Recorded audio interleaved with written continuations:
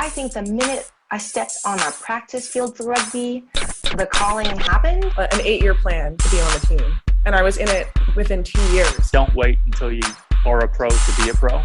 Right. And I walk around with a rugby ball sometimes and they're like, what is this child on? It looked like it was a heavy hit. It's up, it's not an option. You know, that's the first time I played like professional. I'm making rugby money. How can I make money outside of it? And there's two Scottish guys, and they said, "Oh, you're here for the movie." That rugby is a game for all shapes and sizes, all cultural aspects. He looked at me and he says, "You guys are awesome."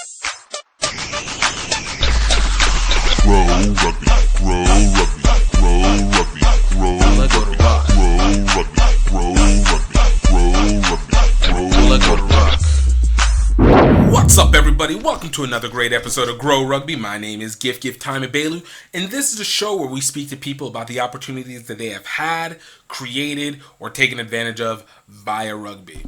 Well, y'all, we've had quite an interesting weekend.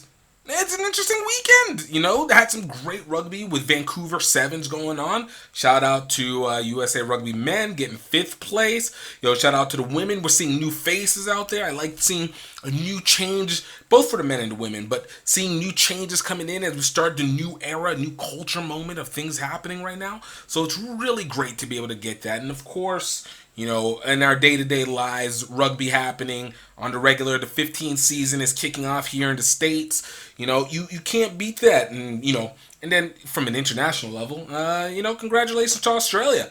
Yeah, mollywopped South Africa. All right, I'm not going to lie.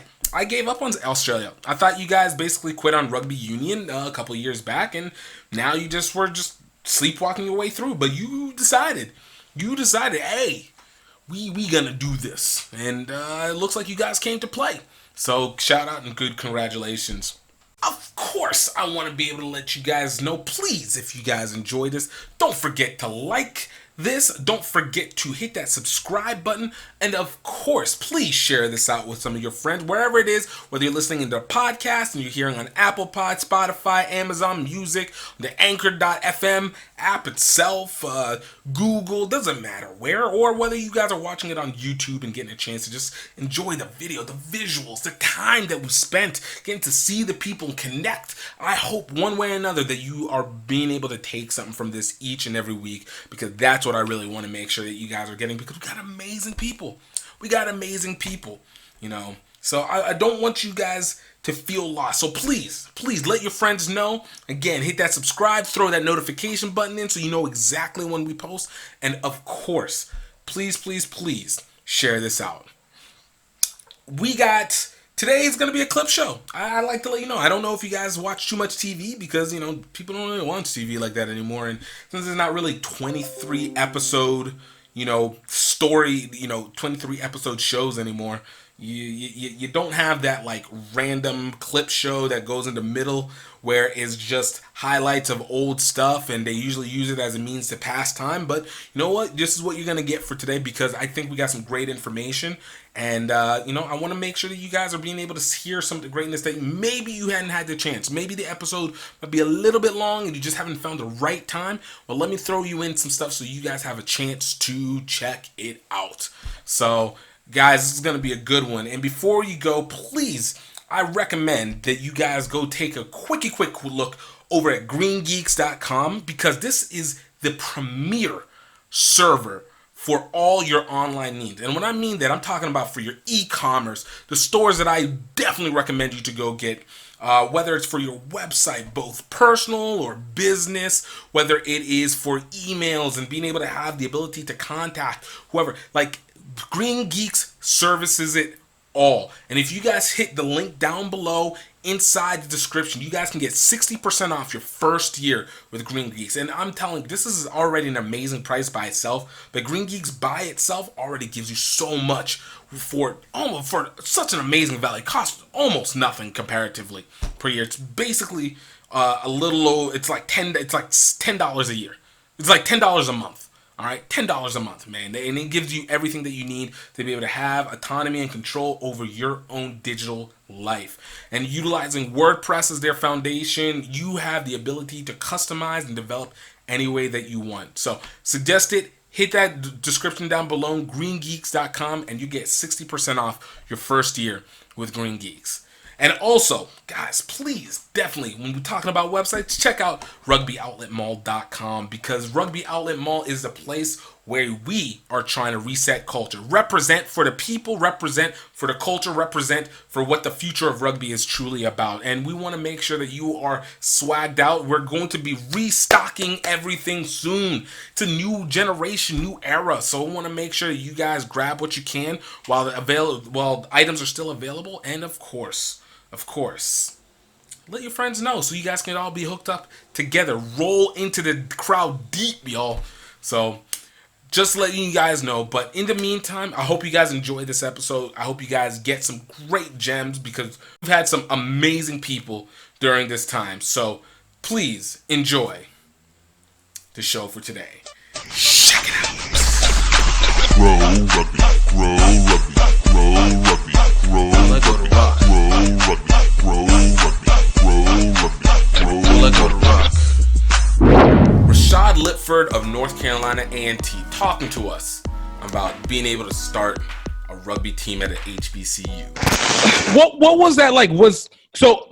Obviously, like, starting these teams, I respect it every time, because it is a dedicated position, because it's, especially whenever it's alone, you starting it on your own, because you have to be the tent pole. That means if you're setting up practice, you gotta be at practice. If you miss, like, it's literally the foundation that breaks the whole house waiting to fall, you know?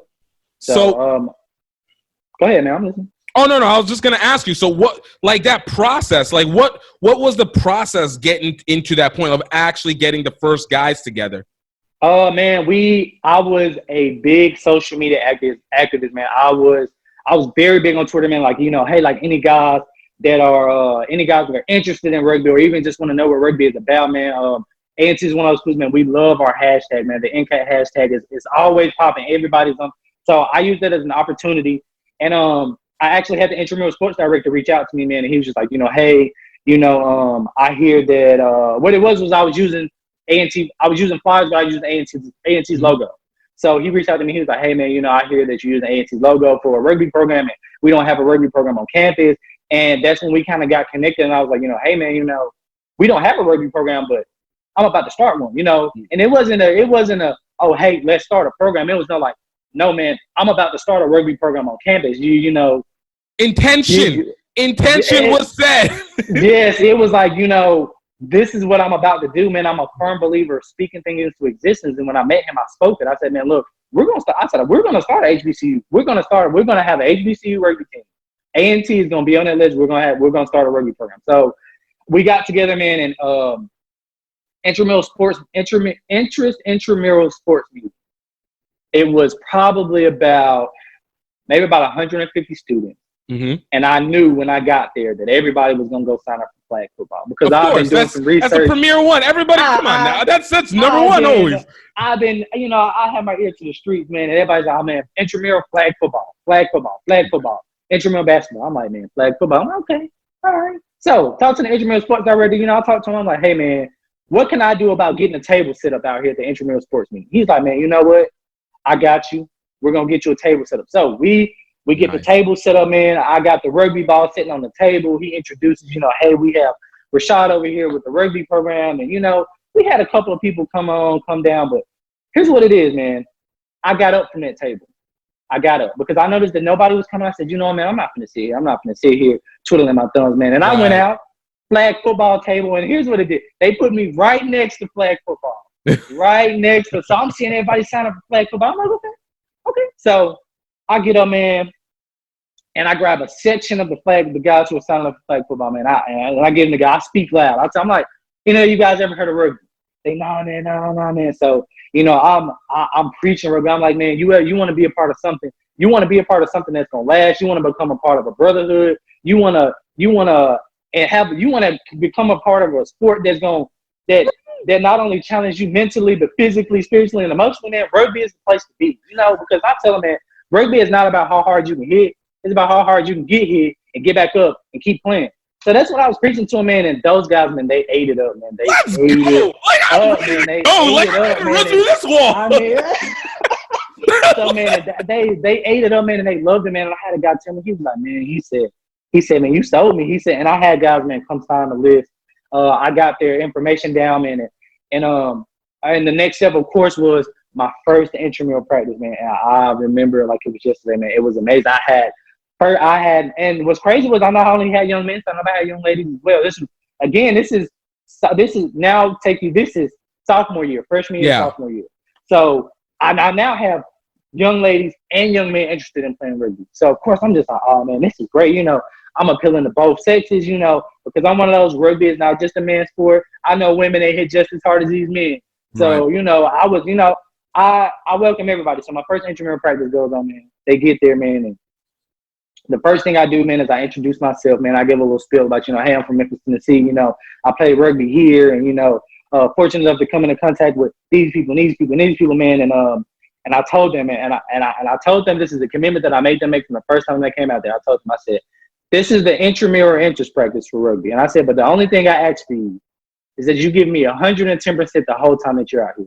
And I told them, I said, if you don't feel it, I said, if you're thinking about homework, you thinking about what you're going to eat when you leave, you thinking about the young lady or young man that you're about to go see when you leave her, I said, you know, you don't need to be here. I told him, I said, but if you want to be here and you want to give 110%, you really want to see what rugby is about, you stay.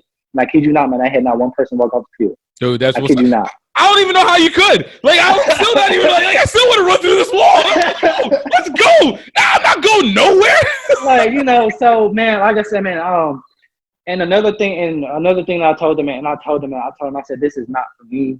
Yeah. I said, this is not for the fame. This is not for the glory of saying that I started the program. And I said, the only thing that I want to do, that how I know that I have been successful, is the atmosphere that I feel when I come to a practice. Right. To know that y'all have found something that y'all love. My guys that I have now, they are a rugby team. I know not because how they act in practice, but how they act outside of practice. Right. The way, the connection that they made, the time that they spend together. You know, these were guys that didn't know each other, didn't even know each other's last name the first time we came out there. Now here it is. They are communicating to me, hey, coach, let's get together, man. I know it's not a practice day, man, but let's get together and run some drills, man. Let's go throw a ball around. You know what I mean? So, love that. You know, that's what lets me know that, you know, this is that I'm on my way to more success. Because like I said, man, it's not for me. Like I said, man, I just want to be the bridge. That's it, man. I just want to be the pathway to be like, you know, Rashad told me about rugby. He introduced me into it, man. He made me fall in love, and now this is something that I want my kids to do. You know what I mean? So. No, dude, and that's so important. Like, look, that besides the mindset, besides the energy that goes with it, like it's kind of the mixture, because you do need to have somebody who's going to break the gates. You know, it's not even like it's not maybe they're being blocked. It's just a mental block. Like again, knowledge is power, and if nobody knows about it, it's impossible for them to know. But that's always been the thing that's interested me about rugby.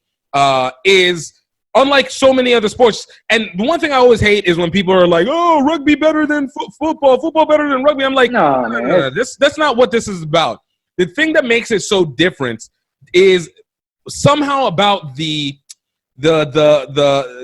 interconnected energy between the people. Like, and I think it has to do with how you treat your opponents as much as you treat your own brethren. It's like everybody is still in the same family, but you know, we might be going against. I'm not gonna let you beat me. But, yo, I still love you in the end, and I'm going to go chill with you afterwards in whatever way, shape, or form. But it somehow works to the sensibility, and I think the same thing goes whenever you start playing it, especially whenever you get all these new people. It's that same sensibility. It's not like, you know, we're not that you can't compete for your position. Obviously, of course, position. But it's still, yo, I'm going to still help you get up. Like, I'm going to still help you move forward with it. Exactly, man. Like, you know what I mean? Like, I tell him, man, I'm like, you know, I tell him, man, from the jump, man, when we first started, I said, these are your brothers, man. I said, these are not just your teammates, man. These are your brothers, man. Y'all, because another thing that rugby teaches, man, that I really love is accountability, man. You're not only accountable for yourself on the field, man, you're accountable for your brothers, man. It's your job to go work over them when they go down, man. You're accountable for them, man. So, and that's something that I taught them from the jump, man, was just like, you know, when y'all step out on that pitch, man, y'all have to take care of each other, man. Like I told him, man, and something that Coach Young taught me, man, a long, long time ago about opponents, man. That respect that you have, never turn your back on your opponent. Yeah. If you, man, if they score, you don't turn around and walk back, man, because they kick that ball off in your back turn. They're gonna get it back again. Hey, Start again. So, you know, so you turn around and you backpedal and you always face your opponents, man. And it's a life lesson. You know, every obstacle that you want to face it head on, man. So why not do the same for your opponents? So no, that's so true. That's so true. I love that. I truly love that. You know, so when you started playing, when you put the team together, you got these guys together. What was the first game like for you? So, unfortunately, we haven't been able to play a full match. Okay. As far as like, you know, reps and everything, but you got some scrimmage. That's we've gotten some. I'll call that a match. Yo, what? I'll call it whatever it is. Yo, you guys played on the field against either yourselves or against other people, right? All right, perfect. So, and I just want to give a shout out to men's triad rugby program in Greensboro as well, man, because they've been really adamant as far as that, man, helping us out, man. They've really given us a helping hand, man. They've allowed us to come in and sit in and practices, man, and come in and they've allowed them to immerse in their practices. And this is a men's rugby club in Greensboro. So, just kind of get their first practice out there, man. It was amazing, man, just to see the intensity level pick up, man, because, you know, like I said, man, I have a small group of guys, maybe about 7 to 9 guys, man. So it's not a lot of us, man. So it's a small group, man, but they're dedicated. And I tell them, man, I would rather have 10 guys that are dedicated to what they do than have 20 and not have half of them be dedicated. So, man, I took them out there to try it, man, and man, they were sponges, man. They soaked it all up, man. They soaked up the intensity. They soaked up the pace of play, man. Like I said, man, and this is just a regular practice that they sat in, man, and they just soaked it up, man. And the men on men's triad rugby program, man, of course they met me first. You know, Coach Morris in Greensboro, man, he invited me out first, and he was like, you know, he let them know, like, hey, Rashad is trying to get a program started at A&T, and the first thing they said was, man, as soon as you get enough guys, bring them out here to our practice. So, you know, of course, I held it up. And when I brought them out there, man, they just, man, like I said, man, they were sponges, man. They fell in love with the sport even more because now they were around people who pushed them harder than they pushed themselves in practice. You know, right. It was a more so of oh, man, this man is 35, 40, man, and outrunning me. You know what I mean? So it was that, you know, I want to keep up. So, man, like I said, they were sponges, man. Like I said, and I commend it for it, man, for them going out there and not being intimidated. Right. Man, they walked out there, man, like they own the field, you know. That's legit. And I told them, you know, this is their practice. I mean, like I said, man, the drills that they ran through, man, they ran through as if they had been playing rugby for years, man. So it was amazing. It was an amazing experience.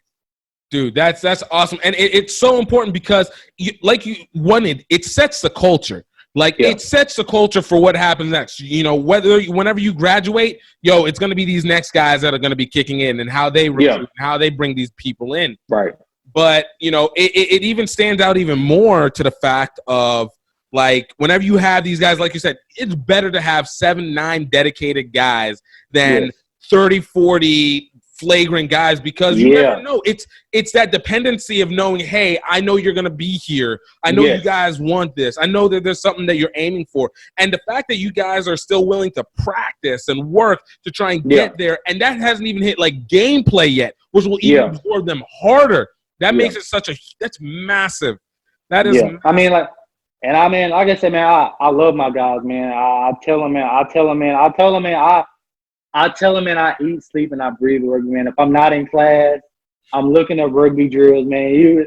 I'm calling Sam. I'm like, bro, I need some drills, man. Help me out. I'm on YouTube, man. I'm looking at games, man. I try to get them together to watch rugby games, man. We go out and we go support triad. We go watch them play, man. So, like I said, man, it's just, like, man, it's the dedication, man, because, I mean, how often is it, man, like I said, man, we haven't played yet, but I still have a full 7 guys showing up to a game. You know what I mean? Right. Just to experience it, just to see it, just to kind of see what it looks like, just to kind of get a taste of it, man. So, like I said, man, I'm honored, man. I'm blessed, man. Like I said, man, it's hard to put it into words sometimes, man, to just express how excited, man, how honored I am to have those guys and to be doing something that's so much bigger than I am. So, right, dude, and that's the name of the game right there.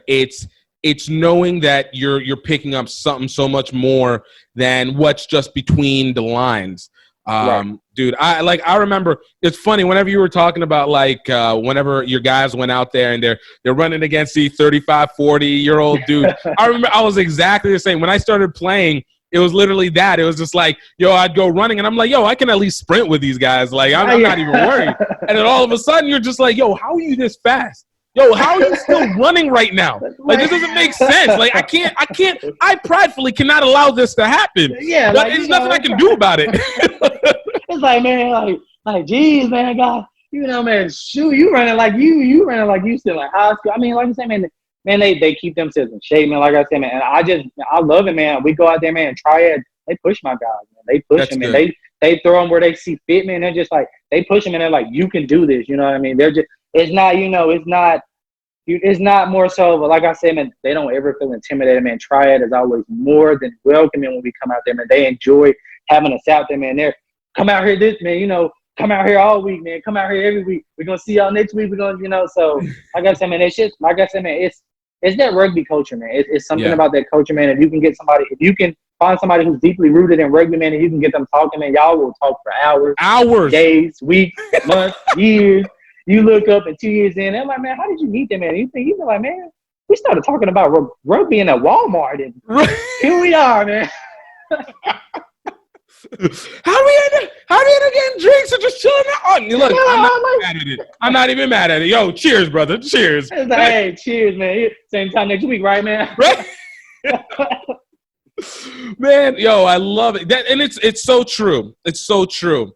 So it looks like you're setting yourself up for this beautiful pathway towards coaching, like legitimately deeping into it. And I'm sure Sam has given you a lot of pointers and talked in your ear a lot about this too. Yeah. So, for you, obviously this next step, and barring whatever happened with COVID-19 and everything like that, but this next step comes into almost probably doing more of the organizational and administrative stuff. Yes. Have you been talking? You spoke about the head coach for Greensboro. Have you been talking with them or any other coaches about what that next move is? And I have been almost harassing the intramural sports director, man. We had the intramural sports director that I started with back in about 2017. He transitioned to another position. So this was actually fall going into this spring. So spring semester right around, man, I was like, man, I got to meet this new intramural sports director, man, because I'm thinking more of, man, I've stuck a pin in it. I want to pick up where we left off. Right. So I meet the guy, I meet the new intramural sports director. I'm letting him know, he's like, hey, man, I'm Rashad Lipford. I don't know if anybody left you any sticky notes about who I am, what I'm trying to do here at A&T's campus, but I just wanted to come talk to you, man, and let you know what I'm trying to do here. And I'll talk to him, man, and he's open ears, man. He's really engaged, man. He sat there, man. We sat there, talked for maybe about an hour, man, and he took notes. He got contact information down, man. So actually, man, our next step before COVID kicked in was actually getting ready to sit down and actually have a meeting with the intramural sports department as far as the intramural sports director, the chair, the guy who cuts the check for intramural sports, man. And I put it to him like this, man. I told him I wanted to kind of set up like a pitch meeting. Like I wanted to really sit down and pitch rugby to them about how I believe rugby at HBCU will not only please the alumni, but it'll also please the donors that you guys have in, because you guys are now showing their diversity. It would also help with the student enrollment, because you now have something on a sports level that students can look at and be like, wow, A&T offers rugby. I play rugby. Let's go to A&T, you know what I mean? So it was kind of setting up a pitch meeting for them. But unfortunately, man, due to the COVID, man, A&T moved very swiftly with making sure that we got off campus. So they were like, we not even gonna play with this. You guys gotta go. They sent the email, man. As soon as we got an email about apparently somebody traveling back to Greensboro that had caught the COVID, man, and A&T they were on a frenzy, man. Students were going crazy, and A&T sent the email. I was like, hey, we're monitoring, we're doing what we can. And I kid you not, man, 3 days later, we got an email saying that y'all have to leave if you stay in a dorm, if you stay in a campus apartment. Y'all have to be gone by this date. No ifs, ands, or buts. Make the necessary travel arrangements. Don't tell me about what your mama can't do, what your daddy can't do. I'm telling y'all what we need y'all to do. So, like I said, man, unfortunately, man, COVID came in and kind of just put a halt to everything, man. But our Chancellor Martin, man, has been sending numerous emails about us possibly resuming in the fall. Unfortunately, the word is that we won't be doing any fall athletics. Right, that makes fall, sense. Which hurts my heart. Yeah, I mean, you know, it hurts my heart, man, because, you know, my guys, I'm like, you know, my guys, man, what am I going to tell my guys? So, but I'm still emailing Intramural Sports Director. I'm still reaching out to him, man. We're still connected. I'm still trying to, man, as soon as we get on campus, let's set up a meeting, man. If we can't do anything this fall, let's do something this spring, man, which really works for me because when I started, man, you know, 15s, it's hard to get 15 guys, man. It's hard to get 15 to stay committed. So I strive for 7s when I'm always 7 seasons. And I know the guys are going to enjoy 7s a lot more. You know, I love 15s, but I know they're runners. They love to run. I'm like, they like the open space. So I strive for 7s. So again, man, like I said, man, I'm reaching out to him again now, man. Like, hey, let's do a Zoom meeting, man. You know what I'm saying? Let's not prolong anything, man. We don't have to have this meeting on campus, man.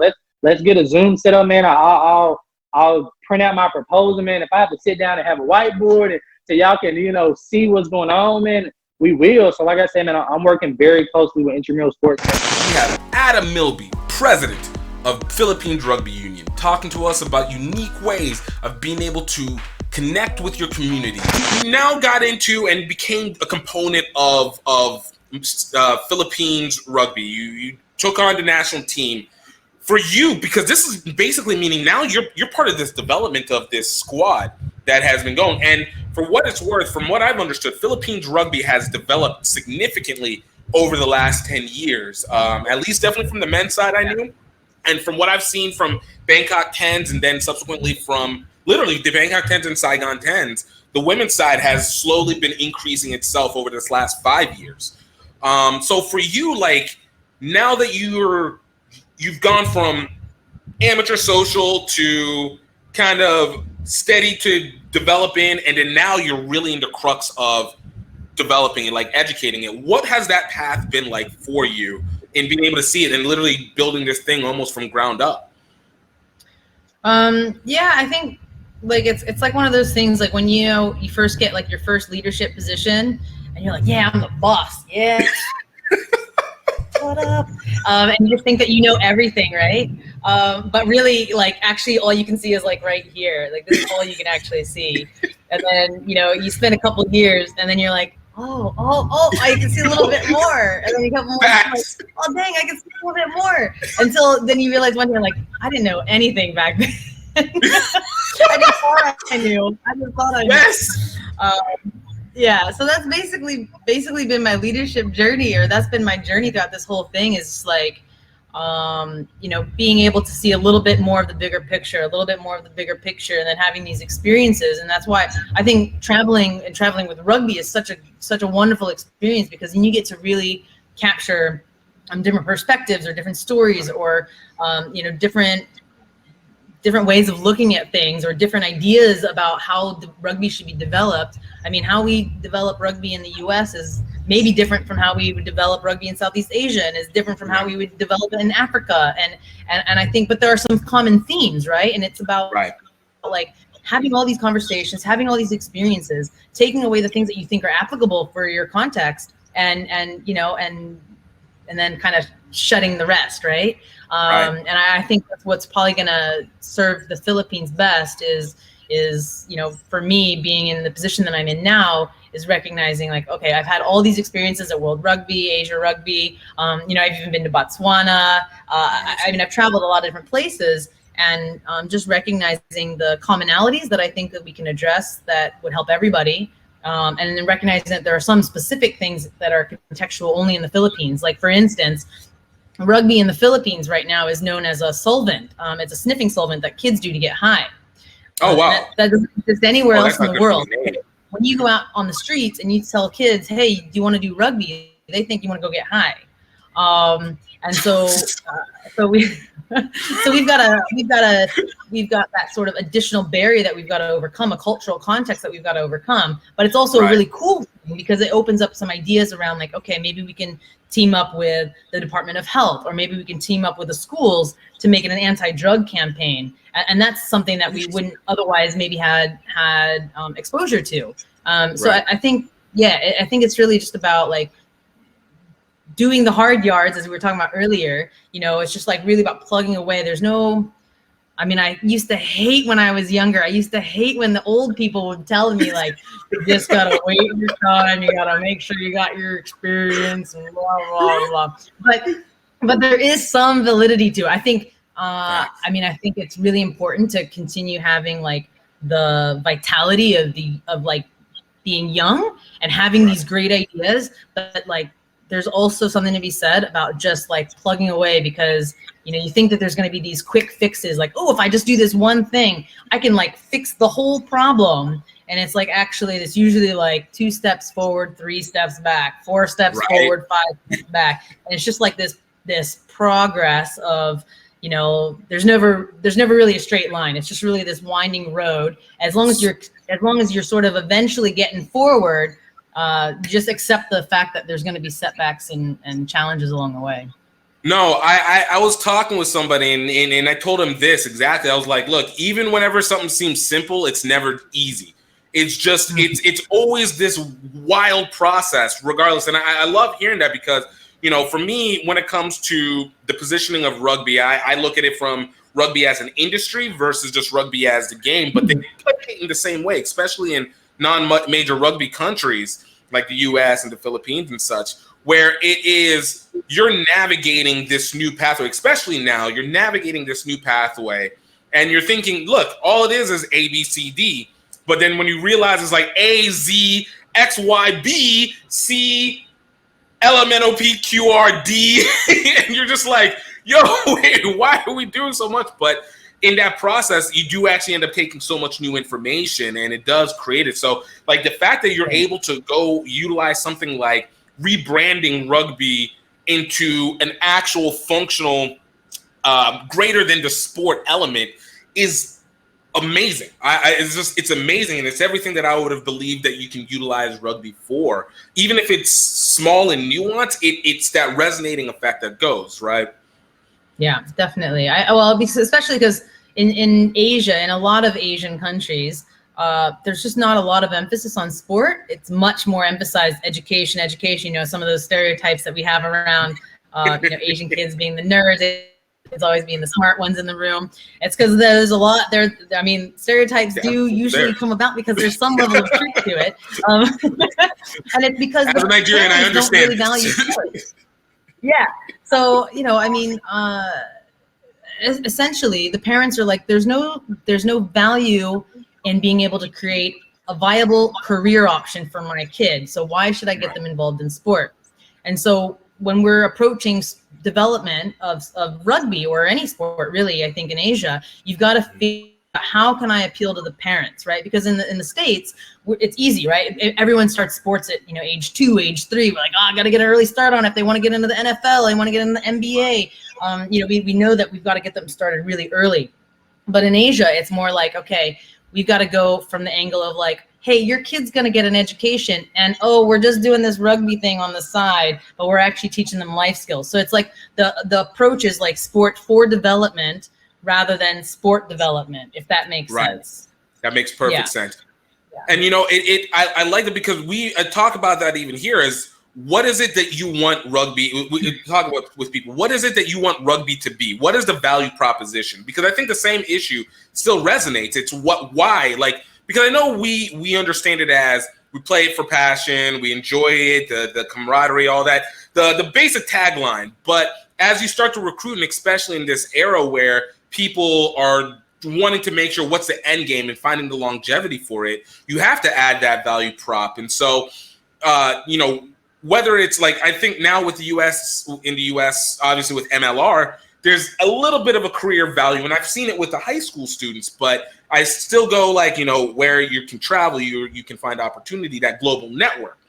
So for you guys, like, obviously facing it towards education or otherwise, like, what are, and you know, if you don't want to tell me trade secrets, I got you. You know, I understand you got to put it together, but you know, what are some things that you guys have felt have revealed themselves as you've been, seeing this process that you're like, this wasn't tapped in the way that it could have, but now we're going to kind of aim a little bit more on this direction? Well, I think there's no trade secret per se, because you can't, it's not really applicable for the States as far as development goes. So, in the writing it down. It's fine. You can write it all down. Happy to give away the trade secrets. It's not much of it. It's like a big open secret. So I think for us, part of our success of the men's program has really been about exploring international talent, right? So I didn't come here with the mind to play rugby, but we basically, Filipinos through history have sort of spread out all over the planet. And so there are lots of, Filipinos or half Filipinos or Filipinos with grandparents and stuff like that. And they're just all over the place. And they're playing rugby in countries like the US and Canada, Australia, New Zealand, and all that sort of stuff. And that's really provided a huge boost to our national team to be able to tap into the international talent pool of Filipinos already playing the game. Whereas it obviously we're about 20 years old as far as the union is concerned. Right. And so it takes a long time to build local rugby, right? It really takes a long time and a lot of concerted effort. And so it's really helped us to raise the profile by bringing in some of our international talent. And now we're at the stage where we're slowly building up the local pool, integrating them with the international pool to such a stage that we're hoping that a few more years' time we'll be less reliant on some of the international players because we've built up more of our grassroots players here locally. But yeah, that's really been a huge boost to raising the profile. So for us to be able to build on it more. But I think moving forward, obviously, it is about trying to find a balance, because I think in Asia, or maybe it's just in the context of the Philippines, there's kind of like, are you Filipino enough? Or you're not a true Filipino because you're not from here. You're not a true Filipino because you're only half. And it's like, man, unless you're the color of gift, nobody's a true Filipino in this country. Because if you look at the real indigenous Filipinos, we look very Pacific. We're very, very dark. And so, it's a strange cultural thing where, people, I think, where people can't separate or segregate based on race, they'll segregate based on social class, or they'll segregate based on percentage of pure blood, or whatever you want to look at. Man, I'm probably not going to get a lot of likes for this, but I think speak the truth. That's all you can do. Speak the truth. Being a representative of a country just means that World Rugby laws say it well. It's that you've got a true connection to the country that you're representing, right? And so, it doesn't matter if you're 50% blood or you're 75% blood or whatever, whether you were born here or your mother was born here, your grandparents were born here. The point is that you have a true bond with the country that you're representing. And I think that's really a valid point for all of us. And whether you're whatever your color, creed, religion, gender, all that kind of stuff. I mean, it's so true. And I think it's just about supporting and promoting the sport for the sport, right? Not based on percentage of blood or anything like that. So I guess that's a long-winded way of saying that, for us, it's about finding a balance between getting the best that we have and building the best that we want between the two pools. Naya Tapper, Olympian and USA Rugby Women's Sevens member, talking to us about being unabashedly confident in whatever it is that you do. I'd always been a big advocate, and it was one of my favorite things about you on social media as well, because it was just like, yo, she's swagging out. Like, bring that full swag. All right, let's go. But then whenever I found out you were Jamaican and Puerto Rican, I was like, okay, this is just this is a super mix right here. The only thing I was just waiting to see was just like this little bit of Nigerian to come in, and I've been like, it came full circle. Let's go. Yeah. Oh, so for you, obviously, the burst of personality comes out, but it's interesting how it's used. You bring it in fashion-wise, you bring it in athletically, you bring it in skit-wise. So for you, like, what's the thought process whenever you're going through these moments of expression? Like, what's the fashion style setup, and you know what you're going out, because it really creates a normalization of it for, I think, the social media wise, and which is good because feels much more approachable. I think it's just confidence for me. Like, I think that I look good in honestly everything that I put on. I think that everything that comes out my mouth is funny, whether people agree or not. So that's kind of how I go about what I post. I don't really, I mean, there is really not a thought process. It's just what comes out is what it is for me. Everybody knows I'm pretty blunt. And if you ever want to hear an honest opinion, you come to Naya because she's going to tell you the truth. And just in general with fashion, like, I just kind of go off like what my friends think is hot, or like what's hot in the fashion community, and just like whatever I put on it, whatever, if it makes me feel good, then that's what I'm going to wear. And like I said, just the confidence of, if I think it looks good, I'm going to wear it and I'm going to post it. And confidence is so much more fashionable than anything that you put on. So I think that's mainly it for me, is that I think that everything I do and say, and just everything I do and say, is great. So if you have that type of confidence, everybody's going to be attracted to that, because that's what everybody wants, is that confidence, a high self-esteem.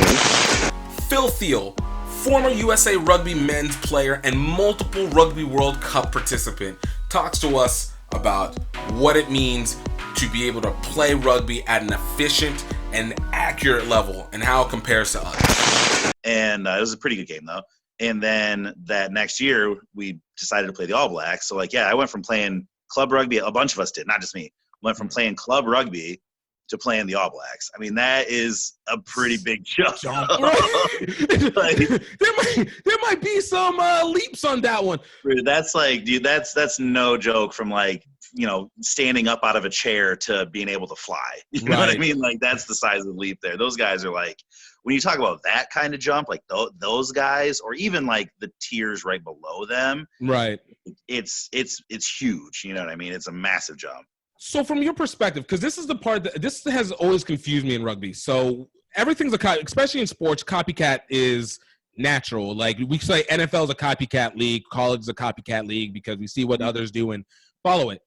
You know, when you played the All Blacks, and there's one thing to see the All Blacks. It's another thing to be on the field with the All Blacks. And you had already the All Black juniors with the Maoris, essentially, which are just the All Blacks that didn't make it, but are still basically the All Blacks. Still really good. Yeah. Yeah, it's like you're ranked high in the world rankings. Oh, man, they would be a top 10 team. Yeah, the Maori All Blacks would be like a top 10, top 12 team, no problem. Exactly. So what is it that, from your perspective, that differed them so much from what you played with, whether it's Japan, whether it is any of the D2, whether the tier 2 teams, like, what is it that makes them so different? Is it just because they played for longer, or is it?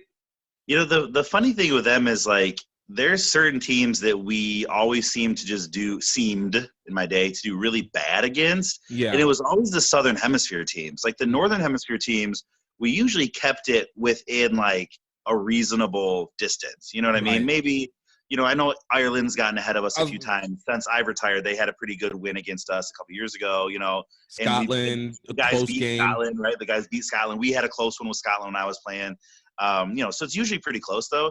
It's just so fast. And it's almost like, especially then, they were doing stuff when we were still thinking about doing it.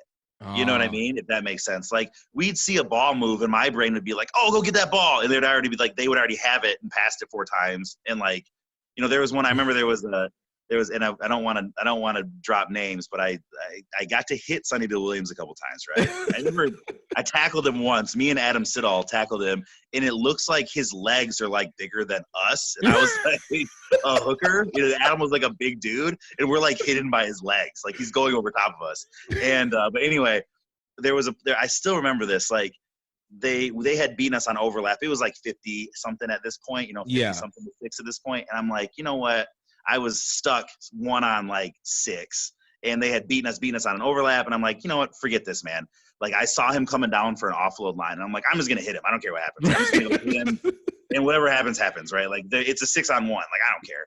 And so I go and I hit him, and I hit him pretty hard. Yeah. Off the side of a ruck, right? Somebody popped the ball up to him from like a breakdown, right? And which they never had breakdowns. Right. It's just like a slowdown of momentum into the ground, but it's still. Yeah. And so I hit him, and I put a pretty good shot on, and I look down, and the ball's gone, and I was like, what?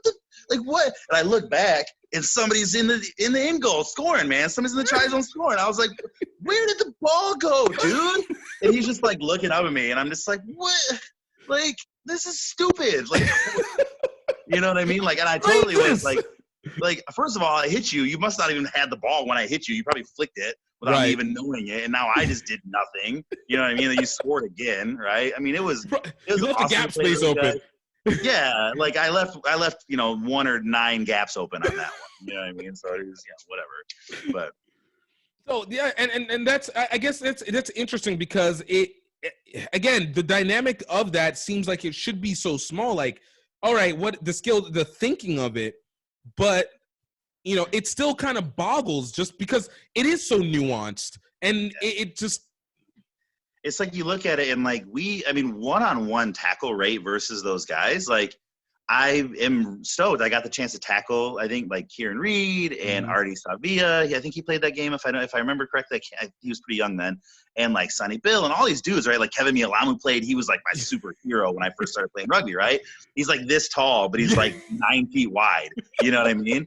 And he's 5'7", 400 pounds of pure muscle. I don't even know where he puts it.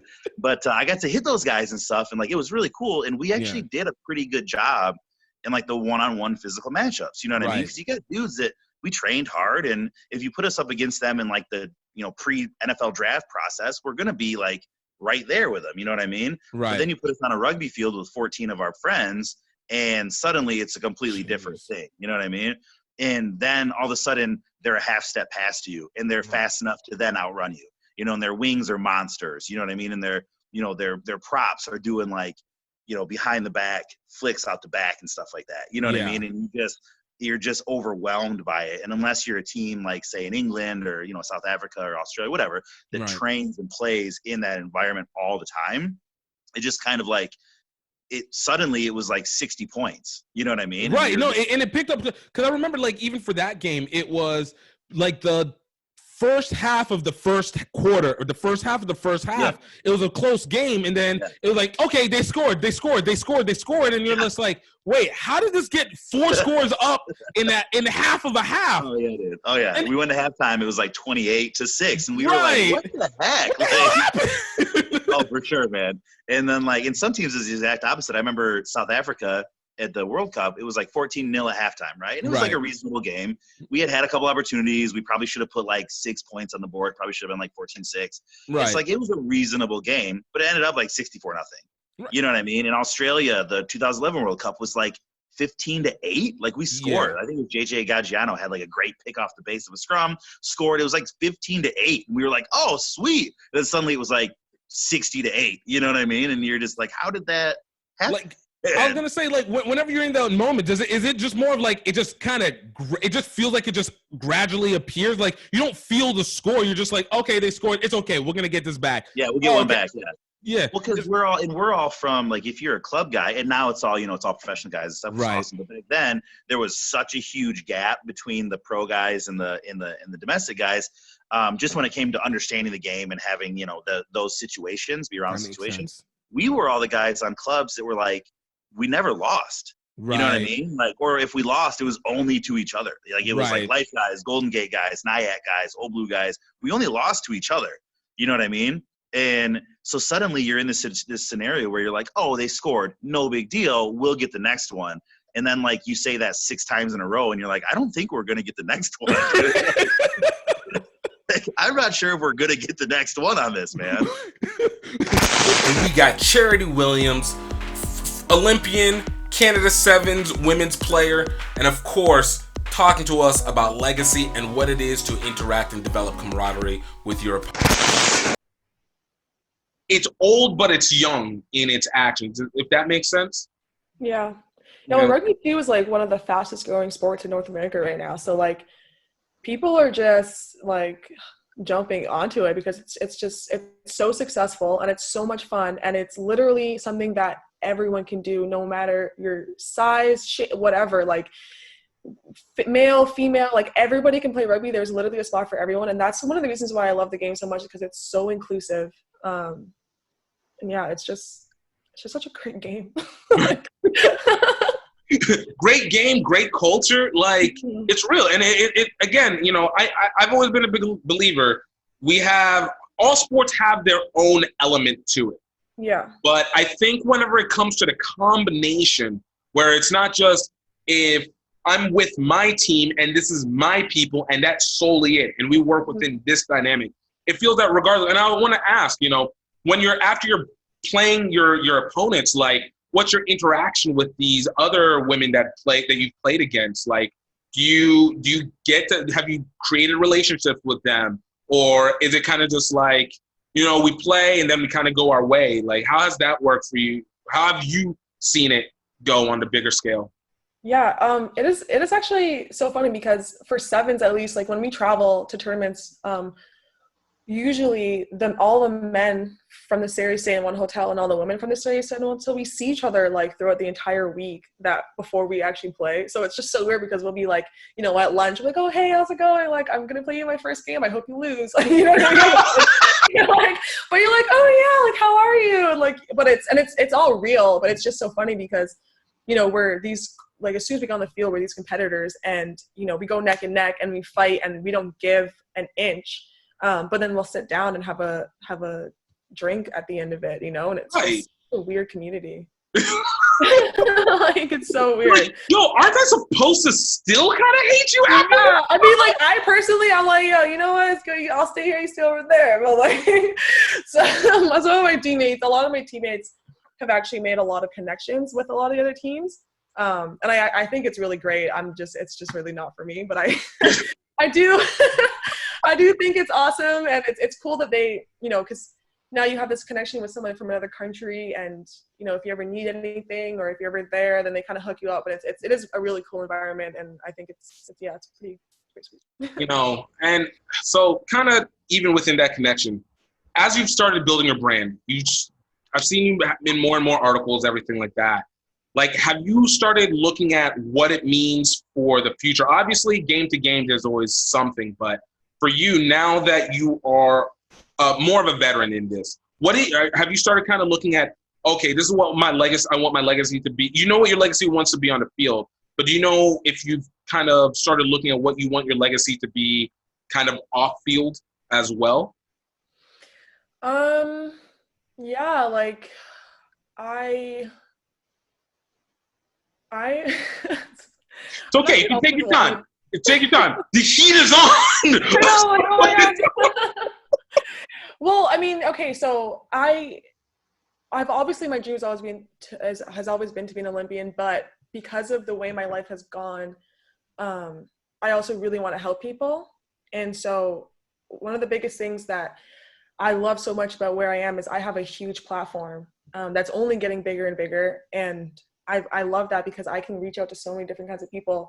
And the one thing I wanted to do, you know, post rugby or post my career in sport is to just help, like, young individuals, youth, kind of find their way and stay on a path, or find a path in general, and just, you know, not get sucked into whatever it is that's pulling, maybe where they live or who their friends are or whatever it is, what they don't have. I've always wanted to help people and, you know, give people the tools and the resources that I was so lucky enough to receive when I was, you know, in a very unstable position growing up.